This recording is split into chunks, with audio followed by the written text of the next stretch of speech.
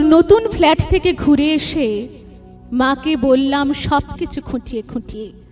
তোর ঝকঝকে মোজাইক মেঝে, ইমালশন লাগানো দেওয়াল, আধুনিক ডাইনিং টেবিল, জানলা দরজায় ঝোলানো দামি পর্দা, এমনকি তোর ব্যালকনিতে রাখা বাহারি পাতার টব, সবকিছুই বললাম মাকে। নগেন দত্ত লেনে আমাদের এই আলো বাতাসহীন একতলার ভাঙা ঘরে বসে মা সব শুনলেন চোখ বুজে। শুনতে শুনতে মার মুখে ফুটে উঠছিল হাসি আর চোখে আসছিল জল। তোর ব্যালকনিতে দাঁড়ালে ছড়িয়ে থাকা শহরটাকে অনেক দূর পর্যন্ত দেখতে পাওয়া যায়। বসবার ঘরের দেওয়ালে নতুন কেনা একটা সুন্দর পেইন্টিং ঘরটাকে কি গাম্ভীর্যে ভরিয়ে তুলেছে, এসব কিছুও মাকে বললাম। চোখ বুজে শুনতে শুনতে মার মুখে ফুটে উঠছিল হাসি আর চোখে আসছিল জল। তোর চেহারাটা আগের চেয়ে অনেক সুন্দর ঝকঝকে হয়েছে, ফর্সা হয়ে গেছিস অনেকটা, যদিও তোর হাসিটা ঠিক সেই ছেলেবেলারই মতো। জামাইবাবুর মুখে শুনলাম সামনের পুজোয় তোরা নাকি একেবারে পুরো দক্ষিণ ভারতটাই বেরিয়ে আসবে। মা নগেন দত্ত লেনের অন্ধকার ভাঙাচোরা ঘরে বসে এইসব শুনতে শুনতে হেসেছে, আর কেন জানি না মার চোখে এসেছে জল। সবকিছুই বলেছি দিদি, শুধু তোর ডাইনিং স্পেসে রাখা দুধ সাদা রঙের ওই ফ্রিজটার কথা মাকে বলিনি। তোর বিবাহ বার্ষিকীর উজ্জ্বল সন্ধ্যায় তুই যখন গা ভর্তি গয়নায় অপরূপা হয়ে ফ্রিজের মাথায় হাত রেখে হাসছিলি, তখন যে তোকে কি দারুণ সুন্দর লাগছিল, মাকে বলিনি সে কথাও।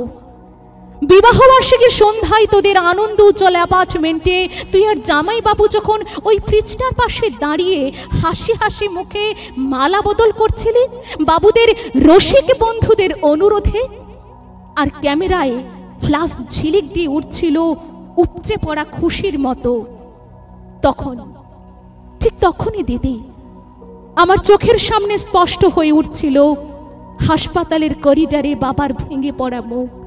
ভেতরে মা তখন অপারেশনের পর অচৈতন্য। ডাক্তার এসে বাবাকে বললেন চোখটা বোধহয় আর বাঁচানো গেল না, তাও একবার চেষ্টা করে দেখতে পারেন মাদ্রাজে, যদিও সে অবশ্য অনেক টাকার ব্যাপার। হাঁড়ি কাঠে আটকে পড়া অসহায় পশুর মতো করুণ দেখাচ্ছিল তখন বাবার মুখটা।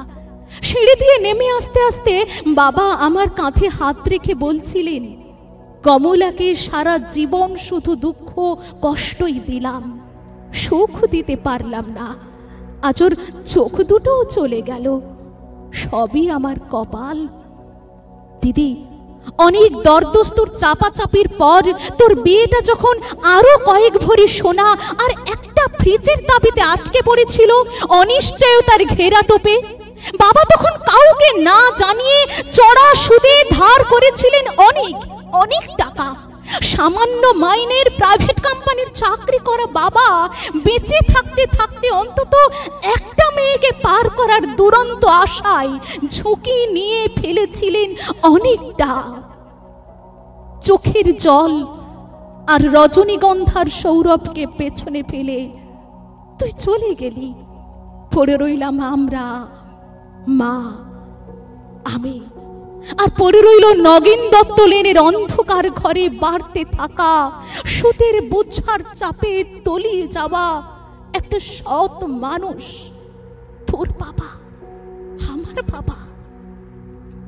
দিদি তোর গা ভর্তি গয়না আর দুধ সাদা ফ্রিজের কথা মাকে বলা হয়নি কিছুতেই। দৃষ্টিশক্তি খুইয়ে বসা মাকে বাবা বলেননি কিছুই, শুধু অসহায়ের মতো খুঁজতেন মার মুখে একটু হাসি, বড় মেয়ের ভালো ঘরে বিয়ে হবার একটু তৃপ্তি।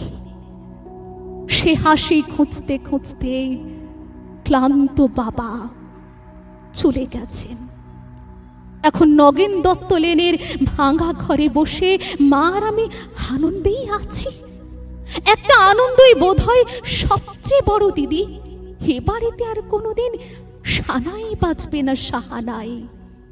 সানাই, রজনীগন্ধা, রঙিন বেনারসি, হইচই এসব অপ্রাসঙ্গিক হয়েই থেকে যাবে চিরটা কাল।